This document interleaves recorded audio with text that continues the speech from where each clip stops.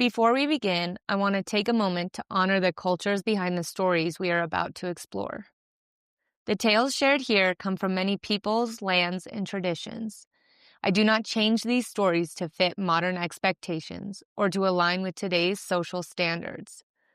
Instead, I present them as they were told, sometimes beautiful, sometimes harsh, sometimes challenging. We are not here to judge the past, but to understand it, to listen, to learn, and to honor the ancestors who carried these stories forward. We also share stories from various religious traditions. These are presented in their historical and spiritual context, with respect for their beliefs that they represent. Every culture deserves respect, context, and acknowledgement, and this space is dedicated to doing exactly that.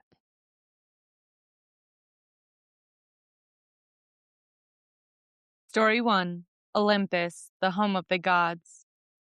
When the 10-year war between the Titans and the younger gods has ended, and Cronus had been cast down from the throne he once seized from his own father, the victors divided the cosmos among themselves. Zeus, Poseidon, and Hades drew lots to determine their realms.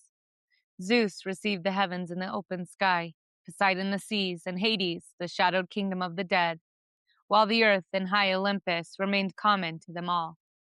Yet it was upon Olympus that Zeus established a gathering place of the new divine order, and above the clouds rose the shining halls of the gods, untouched by the storms, snow, and winds that troubled the mortal worlds below. The gates were watched by the Horai, the goddesses who govern the seasons and the rightful passages of time.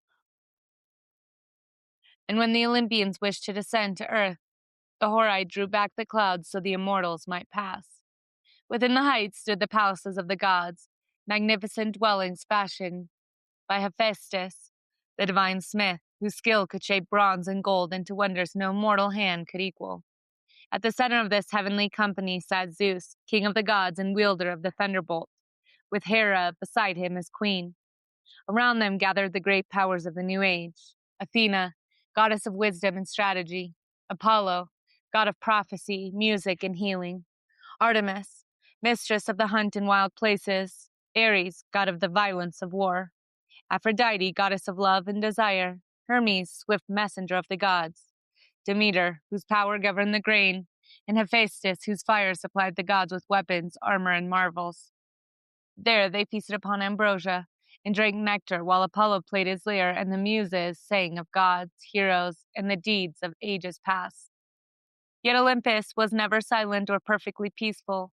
The gods argued in council, quarreled over mortals, formed alliances, kept grudges, sought favors, and descended again and again into the affairs of the world below. Hera challenged Zeus, Athena opposed Ares, Aphrodite stirred desires that overturned kingdoms, and Poseidon rose from his sea whenever pride or vengeance called him toward the land. Even Zeus, though highest among them, ruled a family of immortals whose wills were as powerful and unpredictable as the forces of nature they embodied. From the cloud-hidden summit, the Olympians watched sacrifices burn upon mortal altars, heard prayers rise from cities and battlefields, and chose when to answer, interfere, punish, protect, or remain silent. So Olympus became the radiant seat of the gods who had defeated the Titans, a place of golden halls and immortal feasts, but also of rivalries, councils, marriages, quarrels, and decisions whose consequences could descend from the mountain and alter the lives of mortals far below. Story 2. Asgard, the stronghold of the gods. In the upper reaches of the cosmos, high above the world of mankind, stood Asgard, the stronghold of the Æsir gods, one of the 9 worlds held within the great order of the Norse cosmos.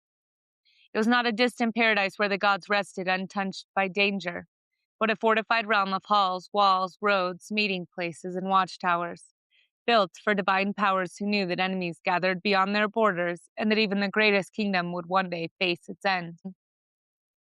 The shining bridge, Bifrost, connected Asgard to Midgard, the world of humankind.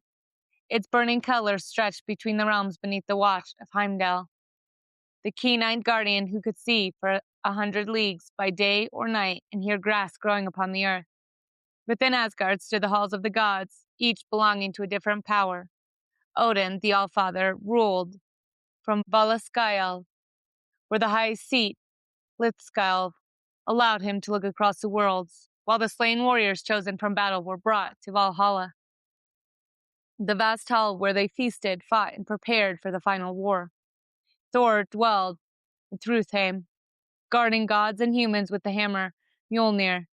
Frigg had her hall at Fensalir, and Forseti presided over disputes from the shining hall, Glitnir. At the center of the divine realm, the gods gathered beneath the branches of Yggdrasil, the immense world tree whose roots and limbs reached across the cosmos, and there they held council and made judgments. Yet Asgard had not always been protected by walls.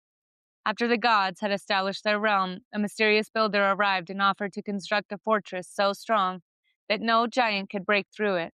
His price was enormous. The goddess Freya, together with the sun and moon.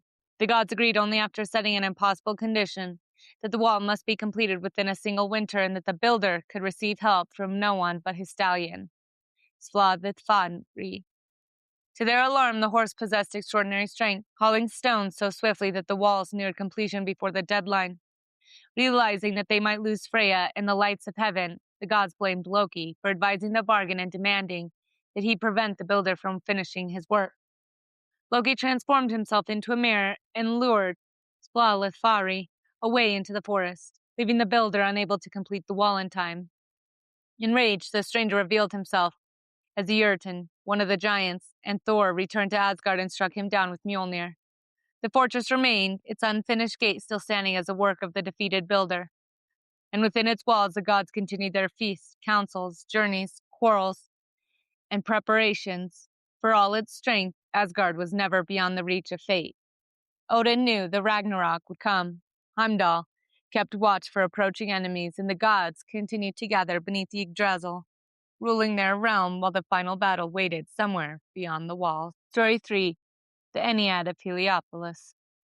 Before the sky arched above the earth, before the Nile flowed between its banks, and before any god sat upon a throne, there was only noon, the dark and endless waters of possibility stretching without shore, direction, or light. From those silent waters rose the first mound of land, the Benben, and upon it appeared Atum, the first god, self-created and alone. Atum had emerged where nothing had stood before, but the world could not remain empty, and from himself he brought forth the first divine pair, Shu, god of air, and Tefnut, goddess of moisture. Shu and Tefnut then became the parents of Geb, the earth, and Nut, the sky, who were born locked together in such a close embrace that no space existed between them. Geb lay beneath while Nut curved above him. But still the world had no room for life until Shu stepped between his children and lifted Nut high above the earth, holding the sky away from Geb and creating the space in which creation could finally unfold. From Geb and Nut came 4 children whose stories would shape the divine kingdom of Egypt: Osiris, Isis, Set, and Nephthys. Together with Atum, Shu, Tefnut, Geb, and Nut, they formed the great company of the 9 gods known as the Ennead of Heliopolis. Yet the generations born from Atum did not remain only in the heavens. Osiris became king upon the earth, ruling beside Isis and teaching humanity the ways of cultivation and ordered life, while Set, his brother, grew hostile toward him. In time, Set murdered Osiris and took the throne, but Isis searched for her husband's body and, through her divine power, restored him long enough to conceive their son Horus. Osiris could no longer remain among the living and descended to become ruler of the dead, while Horus grew to challenge Set for the kingship his father had lost. Their struggle became one of the great contests of Egyptian tradition, extending through battles, injuries, transformations, judgments, and appeals before the gods, until Horus was ultimately recognized as the rightful heir to the throne. Thus, the divine generations that began with a solitary god upon the first mound came to encompass the structure of the cosmos and the succession of kingship itself. Atum emerged from the waters, Shu separated earth from the sky, Geb and Nut gave birth to the great divine family, Osiris ruled and died, and Horus inherited the living throne while his father reigned in the world beyond death. At Heliopolis, the gods were remembered not as an assembly gathered by chance, but as generations descending from the first moment of creation, each birth adding another part to the ordered world until air, moisture, earth, sky, kingship, death, inheritance, and renewal had all taken their place within the divine family. Story 4. Orun, the realm of the Orishas. Before human feet walked the earth below, the Yoruba remembered two great realms within existence. Orun, the unseen spiritual realm, and Aye, the visible world where human life would unfold. In Orun dwelled Olodumare, the supreme being and source of existence, together with the Orishas, the divine powers through whom sacred force, purpose, and order moved throughout creation. At first, Aya was not yet the firm and inhabited world known to humanity. Below the divine realm stretched a vast expanse of water and marsh, and when the time came for solid land to be established, Olodumare entrusted the work to the Orishas. In one widely told tradition, Obatala received a chain long enough to descend from Orun, together with the shell filled with earth, a 5-toed hen, and the things needed to begin the world below. But Obatala did not complete the task, and Oduduwa took up the sacred materials and descended from Orun. Reaching the waters below, Oduduwa poured out the earth and released the hen, which scratched and scattered the soil in every direction until dry land spread across the surface. The first place to emerge was Ile-Ife, remembered in Yoruba tradition as a sacred center from which the inhabited world expanded. A chameleon was sent to test the new ground, walking carefully across it until the land was found firm enough to bear life, and the work of creation continued. Yet the establishment of Aya did not sever it from Orun. The Orishas continued to move between the divine and human worlds, each carrying particular powers and responsibilities. Orunmila carried divine wisdom and knowledge of destiny. Eshu moved between worlds as messenger and keeper of the crossroads, carrying offerings and openings or obstructing paths. Ojun brought the power of iron and cleared ways through the wilderness. Shango carried thunder and lightning, while Oshun brought the life-giving sweetness of fresh water. The Orishas were not understood as distant figures sealed away in the kingdom beyond human reach. They were approached through prayer, praise, offerings, sacred rhythms, festivals, divination, and the inherited traditions of communities and families. Between Orun and Aya flowed Asha, the sacred power through which words, actions, beings, and creations itself possess the ability to bring things into being and make things happen. Human beings, too, were understood to have come from Orun before entering life in Aya, bearing a destiny connected to the Ori, the inner head and spiritual center of the person. At death, existence did not simply vanish, for the visible world had never been the only world. Ancestors remained part of the great spiritual community, and the boundary between what could be seen and what could not was crossed through memory, ritual, sacred obligation, and the continuing presence of those who had gone before. Thus, Orun remained not a place upon a single mountain or a fortress behind a wall, but the unseen realm woven into relationship with Aya, where Odulamare, the Orishas, the ancestors, and the living belonged within a creation whose worlds were distinct, yet never entirely divided. Daily Thread for July 8th. Across a cloud-hidden mountain, a fortified realm beyond the Rainbow Bridge, an ancient city where generations of gods shaped the cosmos, and an unseen world woven beside the realm of humanity. Today's stories reveal four very different ways our ancestors imagined the places from which divine power flowed. The Greeks raised Olympus above the mortal world, filling its golden halls with gods whose rivalries, alliances, marriages, and councils could alter the lives below. The Norse built Asgard behind mighty walls where the Æsir gathered in their halls and guarded a kingdom they knew even they could not preserve forever. At Heliopolis, the Egyptians remembered no single palace or fortress, but a divine family whose generation brought air, moisture, earth, sky, kingship, death, and inheritance into their places within creation.